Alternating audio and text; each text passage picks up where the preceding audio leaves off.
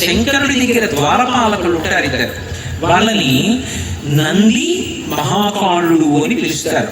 నంది మహాకాళ. నంది అని నేను అన్నప్పుడు నిన్నటి రోజున మీతో నేను మనవి చేశానే నందీశ్వరుడు. ఆ నందీశ్వరుడు కాదు, పరమశివుని యొక్క ద్వారపాలకులైనటువంటి నంది మహాకాళులు ఇద్దరు వేరు. ఈ నంది మహాకాళులది కలిపి ఒక్కటే గాథ. ఆ నంది ఒకప్పుడు అవంతిపురంలో ఉండేవాడు. ఆయన జన్మతః వైశ్యుడు, కానీ అపారమైనటువంటి శివభక్తి తత్పరుడు. చాలా గొప్ప ద్రవ్యాన్ని ఆర్జించాడు. ఎంత ద్రవ్యాన్ని ఆర్జించాడో అంత శివభక్తి కలిగిన వాడు కనుక ఒక శివలింగాన్ని ఊరికి బాగా దూరంగా చివరికి వచ్చేటట్టుగా నిర్మాణం చేసి ఆ శివాలయంలో శివలింగాన్ని ప్రతిష్ఠ చేసి ప్రతిరోజు రుద్ర నమక చమకాలతో శివుడికి అభిషేకం చేసి చక్కగా పురుష సూక్తంతో శ్రీ సూక్తంతో శివసహస్రనామంతో అర్చన చేసి మారేడుదళాలతోటి ఏ ఋతువులో దొరికేటటువంటి పువ్వులతోటి శివలింగాన్ని అర్చించి సరిపెట్టకుండా ఇంద్రనీలములు, గోమీధికములు, వజ్రములు, వైఢూర్యములు, మంచిముత్యములు, పగడములు ఇటువంటివన్నీ తీసుకొచ్చి విడివిడిగా శివలింగానికి నామాలతో అర్చన చేసి ఆ మొదలులోంచి వచ్చేటటువంటి కాంతులలో ప్రకాశిస్తున్నటువంటి శివమూర్తిని చూసి ఆ లింగాన్ని చూసి ఆనందంతో పరవశాన్ని పొందుతుండేవాడు. అలా ప్రతిరోజు వచ్చి మధ్యాహ్నం వరకు పూజ చేసి మహానైవేద్యం పెట్టి వెళ్ళిపోతుండేవాడు. ఒక రోజున ఈ నంది అంటే మళ్ళీ చెప్తున్నాను మీకు, వైశ్య శ్రేష్ఠుడు. ఆయన నందీశ్వరుడు కాడు.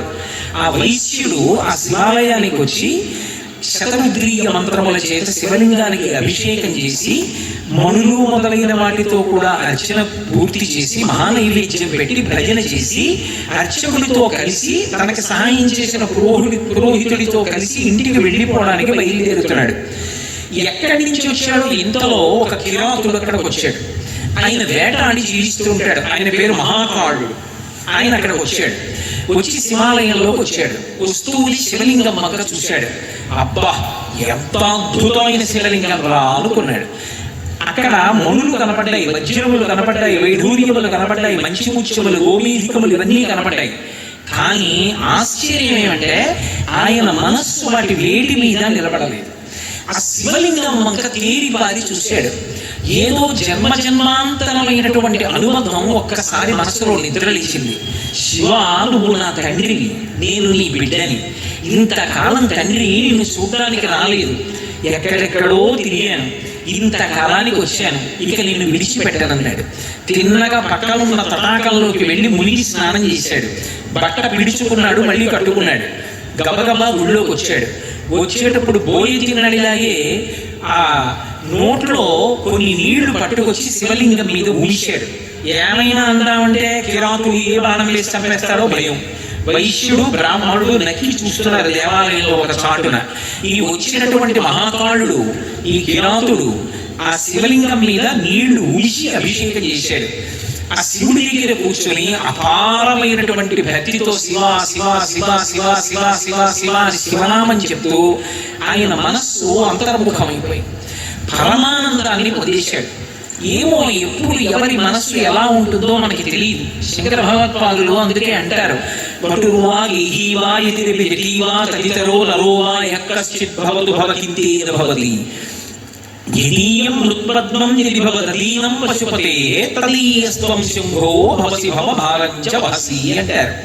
నువ్వు ఉపనయనం చేసుకున్నటువంటి వటువా, గృహస్థాశ్రమంలో ఉన్నటువంటి వాడివా, వానప్రస్థువా, సన్యాసివా, వీటితో శంకరుడికి సంబంధం లేదు. శంకరుడికి కావలసింది ఏమిటి అంటే నీ మనస్సు అనేటటువంటి పద్మాన్ని తీసి ఆ పరమశివుని యొక్క పాదముల దగ్గర పెట్టిన వాడవేనా? అలా పెట్టిన వాడవైతే శంకరుడు ఆ భక్తుడి వెంట పడి తిరుగుతూ ఉంటాడు. అంతటి ఉదారు. ఆయనకి కావలసింది ఆ భక్తి ఒక్కటే. ఆ భక్తి లేదనుకోండి, ఆయనకి దానితో సంబంధం లేదు. నిన్న మీతో చెప్పే కదా శివానంద లహరిలో భృంగి సంబంధంగా ఒక శ్లోకం చెప్తారు శంకరులే. భృంగీఛానటోత్కటక్కలిబతగ్రాహీ స్ఫురన్మాధవాగ్లాదో నాలవితో మహాశితవపు పంచేషు నాచాధృత సత్పక్షస్సమనోవలీషు సపనః సాక్షాన్మదీయే మనోరాజీవే భ్రమరాదిపో విహరతాం శ్రీశైలవాసీ విభుః అంటారు.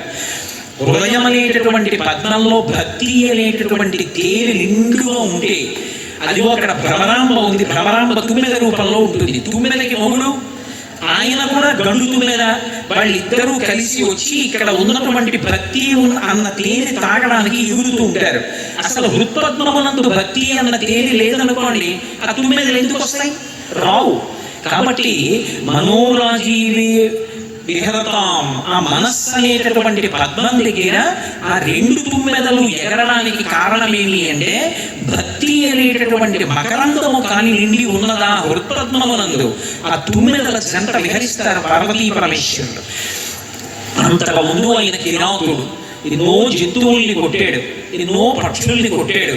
అయితేనే ఏ జన్మలో చేసుకున్న పుణ్యమో ఇప్పుడు ఫలించింది. ఆ శివలింగాన్ని చూడగానే అపారమైన ఆనందాన్ని పొందేశాడు, అంతర్ముఖత్వాన్ని పొందాడు. అక్కడ ఉన్న మణుల వంక చూశాడు. గాజురాళ్ళు గట్టిగా ఉంటాయి, ఇవి తీసుకొచ్చి ఇక్కడ పూజ చేశారు. ఇవి నా తండ్రి పాదములకు తగిలినప్పుడు ఎంత నొచ్చుకున్నాడో, ఎంత నిప్పెట్టిందో, ఇవన్నీ పట్టుకెళ్ళి పూజ చేశారు. ఇవన్నీ పూజ చేస్తే గాజురాళ్ళన్నీ తీసుకెళ్లి కాళ్ళ మీద వేస్తే ఆయన పాదములకి నిప్పెట్టదు, ఎవడి పూజ చేసిన ధూర్తుడు అన్నాడు.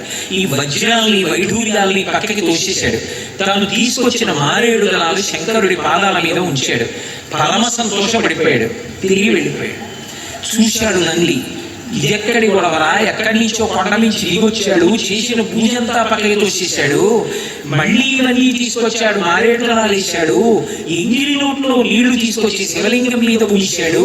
ఇప్పుడు ఈ దేవాలయాన్ని అంతటినీ ఎలా మళ్ళీ ప్రక్షాళన చేయడం, ఎలా ఈ పాపం నివృత్తి అవుతుందని అడిగాడు.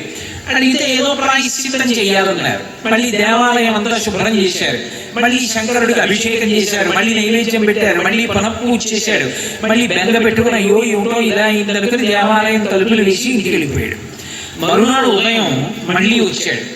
మళ్ళీ ఆ కిరాతుడు వస్తాడేమో అన్న భయంతో బెంగబెంగగా మళ్ళీ పూజ అంతా చేశాడు. మళ్ళీ వజ్రాలు, వైఢూర్యాలు, మాణిక్యాలు, గోమేధికాలు, మంచిముత్యాలు వీటన్నిటితో పూజ పూర్తి చేశాడు. మహానైవేద్యం పెట్టాడు, మంత్రపుష్పం పెట్టాడు, తాంబూలం ఇచ్చాడు. అన్నీ పూర్తయిపోయి తను ఇంటికి వెళ్ళిపోవడానికి సిద్ధపడి లేచి సాష్టాంగ నమస్కారం చేసి నిల్చున్నాడు. అంతే, మళ్ళీ ఎక్కడి నుంచో కిరాతుడు పరిగెత్తుకొచ్చాడు. మళ్ళీ నిన్న ఏం చేశాడో ఇవాళ కూడా అదే చేశాడు. మళ్ళీ గబగబా వచ్చాడు. ఆ శివలింగం మీద తన నోటిలో ఉన్నటువంటి నీటిని ఉంచాడు. పక్కన ఉన్నటువంటి కోలేటిలో స్నానం చేసి తీసుకొచ్చినటువంటి నీళ్లు, ఆ నీళ్ళని ఉంచాడు. ఆ శివలింగాన్ని అంతటిని తుడిచేశాడు. మళ్ళీ తీసుకొచ్చి దిక్కుమాలిన గాజురాళ్ళు ఇక్కడ పెట్టారన్నాడు. ఆ గాజురాళ్ళు అని చెప్పి ఆ వజ్రవైఢూర్యాలు పక్కకి తోసేశాడు. తోసేసి తాను తీసుకొచ్చిన లేత మారేడుదలాలు చిన్న చిన్న ఉంటాయి, ఎర్ర రంగులు ఇంతంతే ఉంటాయి. అంత చిన్నవైతే మా స్వామి పాదం మీద పెట్టినప్పుడు సొక్కదు, హాయిగా ఉంటుంది ఆయన పాదాలకు అన్నాడు. ఆ చిన్ని మారేడుదలాల ఆయన మీద పెట్టాడు. ఇప్పుడు మా తండ్రి పాదాలు ఎంత అందంగా ఉన్నాయో అన్నాడు. శివలింగానికి పూజ చేశాడు. మనసులో దర్శనం చేసింది పరమశివుని యొక్క పాదముల జంట దర్శనం చేశాడు. మహానందపడిపోయాడు. అక్కడ ఉన్న ప్రసాదం నోట్లో వేసుకున్నాడు. తిరిగి మళ్ళీ కొండకి వెళ్ళిపోయాడు. ఈ నంది దగ్గర పెట్టుకున్నాడు. ఇలా రోజు నేను పూజ చెయ్యా, ఈ కిరాతుడు వస్తూ ఉండా. ఈ వచ్చినటువంటి కిరాతుడు నేను చేసినటువంటి పూజనంతటినీ పక్కకి తోసేయ్యా, మళ్ళీ ఆయన తీసుకొచ్చి ఎంగిలి నీళ్లు ఊస్తూ ఉండడం, పైగానేమో ఆ గాజురాళ్ళని అన్నిటినీ తీసేయడం, ఇది సరైనటువంటి పద్ధతిగా లేదు. ఏం చేస్తే బాగుంటుంది చెప్పమని బ్రాహ్మణులను అడిగాడు. వాళ్ళన్నారు, ఇక్కడ ఊరికి చివరగా శివాలయం ఉన్నటువంటి కారణం చేత కొండ నుంచి కిరాతుడు దిగి వస్తున్నాడు. కాబట్టి ఇక్కడ శివాలయం ఉంటే ఉపయోగం లేదు, ఇక్కడ శివలింగం ఉంటే ఉపయోగం లేదు. ఇతను ఇలాగే వస్తూ ఉంటాడు. పాపమో పుణ్యమో ఈ శివలింగాన్ని తవ్వేద్దాం, తవ్వేసి నీ ఇంటికి పట్టుకెళ్ళిపోయి నీ ఇంట్లో ప్రతిష్ఠ చేసుకుని అక్కడ పూజ చేద్దాం అన్నారు. సరేనన్నాడు. మరునాడు తెల్లవారుజామునే చీకటి ఇంకా వెడవక ముందే వచ్చాడు. తనతో పాటు కొంతమంది కార్మికుల్ని తీసుకొచ్చాడు. గుణపాలతో శివలింగాన్ని తవ్వేశారు, భుజాలకు ఎత్తుకున్నారు, ఇంటికి పట్టుకెళ్ళిపోయారు. వైశ్యుడిది గొప్ప భవనం. ఆ భవనంలో ఒక గది ఏర్పాటు చేశాడు. అందులో వేదిక మీద శంకరుడిని పెట్టాడు. శివ, ఇంకా ఇవాళ నుంచి నీకు ఎంగిలి పూజల బాధ లేదు, ఇక నంది రాడు, మహాకాలుడు రాడు, హాయిగా నేను పూజ చేస్తాను, దాన్ని స్వీకరించన్నాడు. మధ్యాహ్నం వరకు పూజ చేశాడు. అమ్మయ్య, ఇక కిరాతుడు వచ్చే అవకాశం లేదనుకున్నాడు. సంతోషంగా మహానైవేద్యం పెట్టేశాడు. నీరాజన మంత్ర పుష్పాలు అయిపోయి తలుపేసేసాడు, వెళ్ళిపోయాడు. అక్కడ మహాకారుడు ఆ కీనాథుడు కొండ నుంచి మధ్యాహ్నం దిగి వచ్చాడు. తిన్నగా కోనేటికి వెళ్ళాడు. చక్కగా స్నానం చేశాడు. గండూషాంబు ఋషీచనం పురరివోర్దివ్యాభిషేకాయతే అంటారు శివానంద లహరిలో. అలా నోటి నిండా పుక్కిటి నిండా నీళ్లు పట్టుకున్నాడు. శివలింగం మీద అభిషేకం చేద్దామని గుళ్ళోకి వచ్చాడు. వచ్చేటప్పటికి శివలింగానికి మొదలు పెద్ద గొయ్యి ఉంది. చూశాడు. ఆశ్చర్యపోయి హతాశుడైపోయి చేతిలో ఉన్న ధనస్సు పక్కన పారేసి ఆ మారేడు దళాలు నేల మీద పడేసి కుప్పకూలిపోయాడు. శివ, నేనేదో అపరాధం చేసి ఉంటాను, నువ్వు వెళ్ళిపోయావు. తండ్రి, నువ్వు లేని ప్రదేశం ఎక్కడుంది? నువ్వు లేని ప్రదేశం ఈ లోకంలో లేదు. నువ్వు ఇక్కడ లింగాకృతిలో కనపడకపోతే నేను లింగాకృతిని కల్పించుకోలేను అనుకున్నావా? నేను ఎక్కడికో వెళ్ళి శివలింగాన్ని తీసుకొచ్చి ప్రతిష్ఠ చెయ్యగలిగినంత శక్తివంతుణ్ణి కాను. నాలో ఉన్నటువంటి సప్తధాతువులతో శరీరాన్ని, నీకు శివలింగాన్ని నిర్మాణం చేస్తానన్నాడు. చాలా వేడిగా ఉంది కదూ, శరీరానికి చెమట పట్టడం సహజం. దాని గురించి అంత అల్లరిపడకండి. హరి ఓం. కాబట్టి ఇక్కడ శివలింగం లేకపోతే నేనేమి బెంగ పెట్టుకోను. ఈశ్వర, నేనే శివలింగాన్ని తయారు చేసుకుంటాను. ఎక్కడి నుంచో లింగాన్ని తీసుకొచ్చి ప్రతిష్ఠ చేయడం నా వల్ల జరిగే పని కాదన్నాడు. అని ఆ గోతి వంక చూశాడు. ఎలా, దేనితో కప్పాలి? శివ, నీ లింగాన్ని అనేక పదార్థములతో చేస్తారు. బంగారంతో చేస్తారు, వెండితో చేస్తారు, రాగితో చేస్తారు, సీసంతో చేస్తారు, పాదరసంతో చేస్తారు, మృత్తికతో చేస్తారు, మణులతో చేస్తారు. ఇన్నిటికీ ప్రత్యామ్నాయంగా నా శరీరంలో ఉన్నటువంటి అవయవాలు నేను ఎన్ని కొయ్యగలనో అన్ని కోసి వేసేస్తాను, లింగం అయిపోవాలన్నాడు. అని కత్తి తీసి తన కడుపు కోసేసుకున్నాడు. ఆ పైన ఉన్నటువంటి చర్మాన్ని, మాంసాన్ని, కొన్ని ప్రేగులు ముక్కల కింద కోసాడు. కోసి అందులో పడేశాడు. స్పృహ తప్పిపోయాడు. ఇక ఓపిక చాలలేదు, బాధ తాళలేక కింద పడిపోయాడు.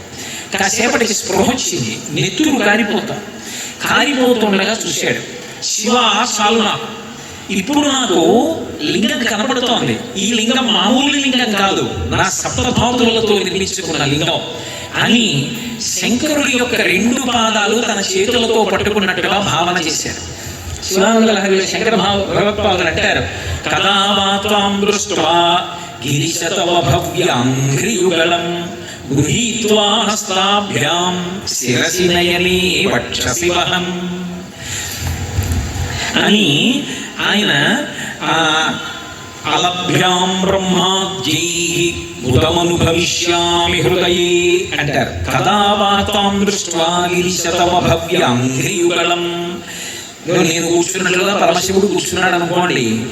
వచ్చి ఎవరో భక్తులు ఇలా కూర్చుని, శంకరా, మీ పాదాలు నా చేతుల్లో పెట్టండి అన్నాడు అనుకోండి. ఇలా 2 పాదాలు ఎత్తి ఆయన చేతుల్లో పెట్టాను అనుకోండి. ఆయన ఊరుకుంటాడా? ఆ 2 చేతులతో పట్టుకున్న పాదాల వంక చూసి వంగిపోయి ఆ పాదాల మీద ఇలా తల పెడతాడు. పెట్టి ఊరుకుంటాడా? దగ్గరికి జరిగి, స్వామి, ఈ కాళ్ళు పైకెత్తి నా తల మీద పెట్టరా అంటాడు. శిరసి తల మీద పెట్టుకుంటాడు.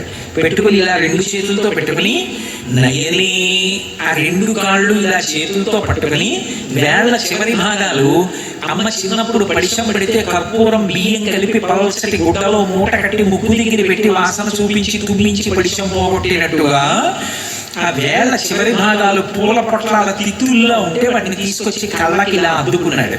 ఇటు 5 వేళ్ళు, ఇటు 5 వేళ్ళు కళ్ళకి తగిలాయి. శిరసి నయని వక్షసి వహం. దగ్గరికి జరిగి శంకరుడి యొక్క 2 పాదాలు గుండెల మీద పెట్టుకున్నాడు. అబ్బా తండ్రి, ఎంత చల్లటి పాదాలు! పొంగిపోయాడు. పొంగిపోయి ఆ బాగా వికసించినటువంటి తామర పూలు ఎలా ఉంటాయో అలా స్ఫుట జల జగంధాన్ పరిమళాన్. ఆ బాగా విచ్చుకున్నటువంటి తామర పువ్వులోకి ఇలా తల పెట్టారనుకోండి, అందులో చమత్కారం ఉంటుంది. మీరు ఎప్పుడైనా గమనించారో లేదో, తామర పువ్వు బాగా విచ్చుకుంటే ఆ రేకులు ఇలా ఊగిపోతాయి ముందుకి. ఆ రేకుల యొక్క మొదట్లో చిన్న చిన్న నీటి బిందువులు ఉంటాయి, మధ్యలో దుడ్డు ఉంటుంది. ఆ దుడ్డు పైభాగం పసుపచ్చగా ఉంటుంది. దాని మీద సూదితో పెడితే కన్నాలు ఎలా ఉంటాయో ఆ కన్నాలు నుండి పొక్కులిక్కినట్టుగా పొక్కుల్లో ఉంటాయి. శంకరుడి కాళ్ళు విచ్చుకున్న పద్మాల్లా ఉంటాయిట. వాటి మీద ఇలా పెడితే స్ఫుట జల జగంధాన్ పరిమళాన్. పద్మంలో ముఖం పెడితే ఎలా శ్వాస వచ్చి తడి తగులుతుందో అలా శంకర వశిష్ఠాది మహర్షులు నీ పాదములను నీళ్లతో కడిగారు. ఆ తడిన శిరస్సు పట్టుకుంటుంటే ఆ వాసన పీలుస్తూ అలభ్యాం బ్రహ్మాద్యై ఉదమనుభవిష్యామి హృదై, బ్రహ్మాదులకు లభించినటువంటి ఆనందాన్ని నీ పాదములు పట్టుకుని నేను అనుభవించాలి. ఎవరు ఇది అనుభవిస్తున్నవాడు? ఒక కిరాతుడు, వేటాడి జీవించేటటువంటి ఒక వ్యక్తి తన శరీరాన్ని కోసేసి బండ పద్ధతిలో ప్రేగులు తుంపి మాంసం నెత్తురు గోతులో పడేసి దాన్ని శివలింగంగా చూస్తూ ఆ రెండు చేతులతో శంకరుడి యొక్క పాదములు పట్టుకొని ధ్యానంలో తన బాధ మరిచిపోయాడు. తన బాధ మరిచిపోయి ఆనందంతో పరమశివుడి యొక్క పాదములను పట్టుకున్నానన్న సంతోషాన్ని అనుభవిస్తున్నాడు. చూశాడు శంకరుడు, ఆయన ఎక్కడ లేడు? ఆయన లేని ప్రదేశం ఉంటుందా? ఆయన వెంటనే వృషభవాహనారూఢుడై పార్వతీ సహితుడై వచ్చాడు. ఇలా ముట్టుకుని లేపాడు. ఆయన యొక్క అమృతకర స్పర్శ తగలగానే ఈయన యొక్క శరీరం అంతా మళ్ళీ యథావిధిగా తయారైపోయింది. ఒక్కసారి లేచాడు, శంకరుడిని చూశాడు. ఇదో నన్నయ్య గారి ఆదిపర్వంలో అంటే పరమ సంతోషంతో, ఆదిపర్వం కాదు ఆరణ్య పర్వంలో అంటే ఎంతో సంతోషంతో అర్జునుడు పరమశివుడు ప్రత్యక్షమైతే పెద్ద దండకం చేశాడు. శ్రీకంఠలు కేశలోకోద్భవస్థాన సంహారహారి మురారి ప్రియాచంద్రధారి మహేంద్రాది బృందారకానంద సందోహ సంధాయి పుణ్యస్వరూప విరూపాక్ష దక్షధ్వరధ్వంసకాదేవ లీలైన తత్వము భావించి బుద్ధి ప్రధానము కర్మము విజ్ఞాన మధ్యాత్మ యోగము సర్వక్రియాకారణం మంచునాన ప్రకారములను బుద్ధిమంతులు విచారించి చోనిన్ను భావింతు ఈశాన సర్వేశ్వర సర్వసర్వజ్ఞ సర్వాత్మక నిర్వికార ప్రభావ భవానీపతి నీవు లోకత్రయీవర్తనములు మహావాయు ఘాతాగ్ని సోమర్క తోయంబు లంజేసి సంసార చక్రి క్రియాయంత్ర వాహుండవైతాది దేవాది దేవ మహాదేవ నిత్యంబు నత్యంత యోగ స్థితి నిర్మల జ్ఞాన దీప ప్రభజ్వాల విధ్వస్త నిస్సార సంసార మాయంధకాలు జితక్రోధ రాగాది దోషులు యతీంద్రులు యతత్నులు భవత్పాద పంకేరు హత్యాన డిండీర దారానుభూతిన్ సదా తృప్తులైరవ్యయా భవ్యసేవ్యా భవా భక్త భట్టారకా భగవా గచ్చ కుత్సాలి నానాముని స్తోత్ర దత్తావధానావనాటి క్షణోగ్రగ్ని భస్మీకృతానంగ భస్మా విలిప్తాంగ గంగాధర ఈ ప్రసాదంబులం సర్వ నిర్వాణ గంధర్వులుం చిత్త సద్యోర ఇంద్ర మహేంద్రాదులుం శాశ్వతైశ్వర్య సంప్రాప్తులైరీశ్వర విశ్వకర్త స్వాభ్యర్చిత నాకు అభ్యర్థితములు ప్రసాదింపు కారుణ్యమూర్తి త్రిలోకైకనాథ మహాదేవదేవ నమస్తే నమస్తే నమః అన్నాడు. కానీ అలా చెప్పడానికి పాప ఆయన కిరాతుడు, ఆయన శంకరుణ్ణి చూశాడు. ఆనంద పారవస్యంతో కన్నుల వెంట ఆనంద బాష్పాలు కారుతుండగా శంకరా అని ఆయన కాళ్ళ మీద పడిపోయి గట్టిగా పట్టుకున్నాడు. మహాకాళ అని రెండు చేతులు భుజాలు పట్టుకుని పైకెత్తాడు. పైకెత్తి నా కోసం నీ కడుపు కోసేసావా, ప్రేగులు తుంపేశావా, శివలింగం కనపడలేదని ఇంత బెంగ పెట్టుకున్నావా, అంతటా నీ లేను, నిన్ను కాపాడను అన్నాడు. అనేటప్పటికీ ఆకాశంలో ఒక్కసారి అప్సరవర్ణం అంతా కూడా నృత్యం చేసింది. దేవతలందరూ దుందుగులు మోగించారు. అసాధారణ ప్రజ్ఞ, శంకరుడి యొక్క అనుగ్రహాన్ని పొందాడు ఒక కిరాతుడని. పుష్పవృష్టి పడింది. నంది చూశాడు, ఏమిటి ఇంత దేవదుందుగులు వినపడుతున్నాయి, తప్పెట్లు వినపడుతున్నాయి, అప్సరోగణములు నృత్యం చేస్తున్నాయి, ఆకాశంలోంచి పువ్వులు పడ్డాయి, ఏం జరిగిందని గబగబా ఆ అరణ్యం లేపుకొచ్చాడు. తను కట్టిన శివాలయం దగ్గరే ఏదో మంచి హడావిడిగా ఉంది. గబగబా గుడిలోకి వచ్చి ద్వారం దగ్గర నిలబడి చూస్తున్నాడు. పార్వతీ సహితుడైన పరమశివుడు నిలబడి ఏదో దూరంగా నిలబడి మాట్లాడటం కాదు, కిరాతుడు రెండు భుజాలు పట్టుకుని ఎంతో సంతోషంగా మాట్లాడుతున్నాడు. ఆ నంది ఆశ్చర్యపోయాడు. ఒక ఆలయం కట్టాను, ఇంత పూజ చేశాను, ఎన్నడూ నాకు సాక్షాత్కారం కలగలేదు, ఈ మహాకాలుడు సాక్షాత్కారం పొందాడు, ఏం అదృష్టం అని. ఇంతలో ఈ మహాకాలుడు తల తిప్పిలా చూశాడు. ఆ వైశ్యుడు కనబడ్డాడు. నంది రా రా అన్నాడు. ఆ నంది భయపడుతూ దగ్గరికి వచ్చారు. శంకర, నంది నీకు తెలియదా, వైశ్యుడు నీ గుడి కట్టాడు, నీకు ఎంత పూజ చేశాడో అన్నాడు. శివుడు ఇలా చూసి అన్నాడు, నందే వైశ్యుడా, ఏమో నాకు తెలియదు. ఆయనకి తెలియనిది ఉంటుందా?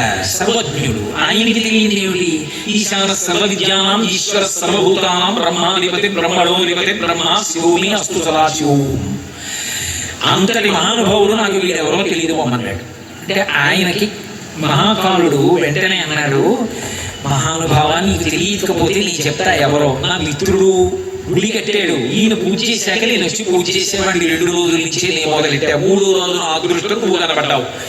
నా మిత్రుడు అన్నాడు. ఇంతకు ముందు తెలియదు కానీ నువ్వు మిత్రుడు అన్నావు కాబట్టి ఇప్పుడు ఇతన్ని కూడా అనుగ్రహిస్తున్నాను అన్నాడు. ఇప్పుడు చెప్పండి, శివుడికి ఏం కావాలి?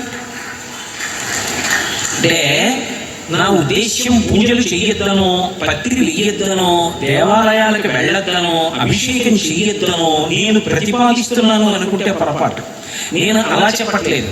కానీ నేను చెప్పేది ఏంటంటే, మీరు ఏం చేశారు అన్నదానికన్నా మనసు ఎంత ఉంచారు అంటే మీకు అని చెప్పడం పొరపాటు. ఎందుకంటే మీరు మహాభక్తులు. మీరు అన్నప్పుడు నాకు నేను చెప్పుకుంటున్నాను అని మీరు అర్థం చేసుకోవాలి. మీరు నా దగ్గర వినవలసిన వారు కాదు, నీకేం భక్తి తక్కువ ఉన్నవారు కాదు. లేకపోతే ప్రాంగణం ఇలా ఉడికిపోతున్నా సరే ఇలా ఒకరికొకరు ఇంత దగ్గరగా కూర్చుని మురిసిపోయి వింటున్నారంటే భక్తి లేకపోతే మీరు ఎందుకు కూర్చుంటారు? ఆ భక్తి, ఆ పారవశ్యం లేని వాళ్ళు ఈ వాతావరణంలో ఇలా కూర్చోగలరా? కూర్చున్నారంటే భక్తి ఉండబట్టి. కానీ ఆ భక్తి ఎక్కడ ఉన్నదో మనసు పెట్టి ఒక్కసారి పిలిస్తే చాలు పలుకుతాడు. అది శంకరుడి యొక్క తత్వం, అది శివతత్వం. అందుకే నీ స్నేహితుడు అంటున్నావు, అందుకే నీతో సమానంగా ఈ నందిని కూడా ఆదరిస్తానన్నాడు.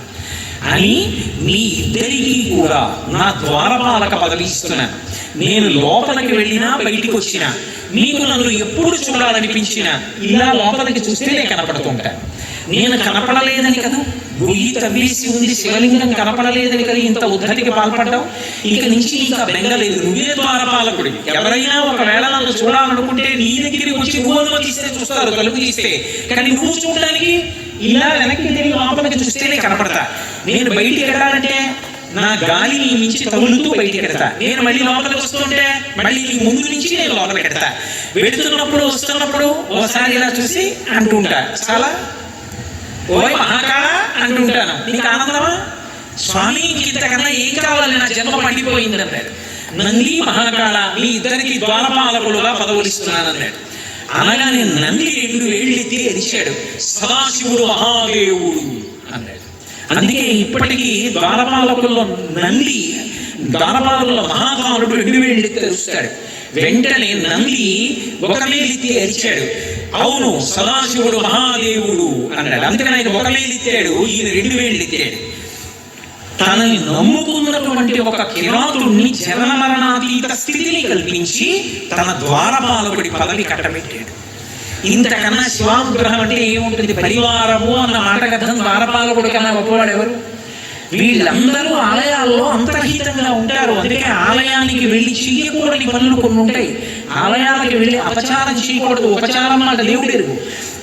దేవాలయానికి వెళ్ళి లౌకిక ప్రసంగాలు చేయడం, దేవాలయాలకు వెళ్ళి సెల్ ఫోన్లు మాట్లాడడం, దేవాలయాలకు వెళ్ళి స్తంభాలకి గోడలకి ఆనుకుని కూర్చోవడం, దేవాలయంలో ఎక్కడ పడితే అక్కడ నిష్కారణంగా కాలుతో గట్టిగా చప్పుడు వచ్చేటట్టుగా తాటించడం, ఇటువంటి పనులు చేయకూడదు. దేవాలయం అనేటటువంటిది ఒక్కరికి సంబంధించిన విషయము కాదు. బాగా జ్ఞాపకం పెట్టుకోండి. అది మనిషిని మనిషిగా బ్రతకడానికి, మనిషి ఆత్మస్థితిని తెలుసుకోవడానికి యోగ్యమైన మహోన్నతమైన కేంద్రం. అటువంటి దాన్ని పాడు చేసేటటువంటి అధికారము లోకమునందు ఎవ్వరికీ లేదు. ఎవరైనా సరే దేవాలయ వ్యవస్థని రక్షించడానికే ప్రయత్నించాలి తప్ప దేవాలయ వ్యవస్థని పాడు చేసేటటువంటి ప్రయత్నం చేయకూడదు. అందుకే ఆ నంది మహాకాళ వీళ్ళిద్దరిని ద్వారపాలకులుగా అనుగ్రహించాడు. నా తండ్రి శంకరుడే ఇంత కారుణ్యమూర్తి అయితే ఇక మా అమ్మ కారుణ్యం ఎలా ఉంటుంది? అసలు ఇంకా శంకరాచార్యులు వారు అయితే అమ్మవారి విషయంలో చమత్కారం చేశారు. అసలు ఆవిడికి బెంగ పెట్టుకోవడానికి అన్న విషయం ఏముంది లోకంలో? ఏమిటోనండి, ఈ ఒక్కటే నాకు చింత అనడానికి ఏమైనా ఉందా ఆవిడికి? ఆవిడికి ఏమి లేవు. పెద్ద కొడుకు విఘ్నేశ్వరుడు మహానుభావుడు, లోకమంతటి చేత నమస్కరింపబడతాడు. ఆదో పూజ్యో నాధిపః. రెండో వాడు గుహుడు, మహాజ్ఞాని సుబ్రహ్మణ్యుడు. భర్త లోకంలో అందరూ మన్మథ బాణాలు మీద పడితే కామ ప్రచోదనం అయితే ధర్మం నుంచి కామం విడిపోతే దోషం వస్తుందేమో అని ధర్మపత్నిని స్వీకరించి కామాన్ని ధర్మబద్ధం చేసుకుని తన భార్య యందు కామం ఉంచి తత్ఫలితంగా ధర్మబద్ధమైన సంతానములను పొంది సంతానములను గయాశ్రాద్ధమును పొంది ఉన్నత స్థితులను పొందుతారు. శంకరుడు కామాన్ని కాల్చేసిన వాడు, ఆయనకి అసలు కామంతో పని లేదు. అటువంటి పురుషుడు లోకంలో ఎక్కడున్నాడు? అటువంటి మహానుభావుడు భర్త. ఇక ఆవిడ సాక్షాత్ ఆదిపరాశక్తి. ఆవిడికి విచారించడానికి అయ్యో నాకు ఇది లేదనడానికి అసలు ఆవిడికి ఏముంది? ఆవిడికి ఏం లేదు. అయినా ఆవిడ ఇలా పెట్టి ఉంటుంది, ఇలా ఉంటుందన్నారు శంకరాచార్యుల వారు. ఇలా చెక్కిట చెయ్యి పెట్టి ఇలా కనుబొమ్మలు ముడివేసి ఉంటుంది. ఇలా ఉంటే అలా ఉందనుకోండి ఆగ్రహంగా ఉన్నట్టు, కొద్దిగా కళ్ళు మూసి ఇలా ఉంటే ఏదో ఆలోచన చేస్తున్నట్టు. దేని గురించి ఆలోచించాలమ్మా నువ్వు? నీకేమైనా సమస్య ఉందా? ఏమి లేదుగా, మరి ఎందుకు ఇలా కనుబొమ్మలు ముడివేస్తావు? చెక్కిట చెయ్యి ఎందుకు పెడతావు? ఇలా ఏమిటి ఆలోచిస్తుంటావు అన్నారు శంకరాచార్యుల వారు. అని అమ్మా నాకు అర్థమైందన్నారు. అది సౌందర్యలహరిలో చెప్పారు.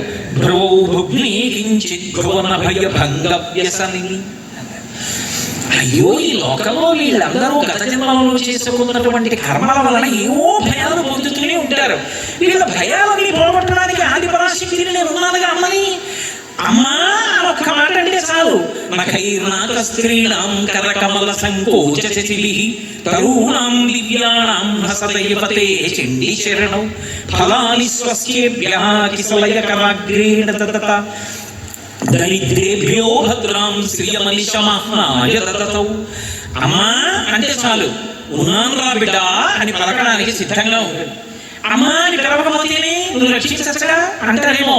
మరి మనుష్యుడికి బుద్ధి ఇచ్చిందిగా, కనీసం అమ్మా అంటే చాలుగా రక్షించడానికి. అదే వీడు అమ్మా అనలే, వీడు ఒక్కసారి అమ్మా అని త్రికరణ శుద్ధిగా అంటే నేను ఉన్నానుగా రక్షించడానికి అని వీడు అమ్మా అని పిలవకుండా ఊళ్ళో అందరి చుట్టూ తిరుగుతుంటారా అని ఇలా కనుబొమ్మలు ముడివేసి మన కోసం ఆలోచిస్తుంటుంది. ఆవిడ కోసం ఆలోచించుకోవడానికి ఆవిడకి ఏం సమస్యలు లేవు. మన సమస్యల గురించి ఆలోచించి వీడు అమ్మా అంటే పరిష్కరించడానికి నేను ఉన్నానడవా, ఏమి ఆశ్చర్యం రా అని కనుబొమ్మలు ముడివేసింది అమ్మవారు అన్నారు శంకరాచార్యుల వారు. అలా ఆ తల్లి కారుణ్యం అవధిలేని కారుణ్యం. ఆవిడ యొక్క అసలు దయ గురించి చెప్పడం ఎవరికి సాధ్యం కాదు. దాశరథి కరుణాపయోనిధి అంటాడు రామదాసు గారు. ఓ రామచంద్ర ప్రభు, నీ యొక్క దయ గురించి చెప్పడం ఎవరికి సాధ్యం కాదు. సముద్రం ఎంత లోతో నీ కరుణ అంత లోతు అంటాడు. అమ్మవారి దయ కూడా అంతే. అందుకే ఆవిడ కూడా ఒకరికి ద్వారపాలక పదవి ఇచ్చింది.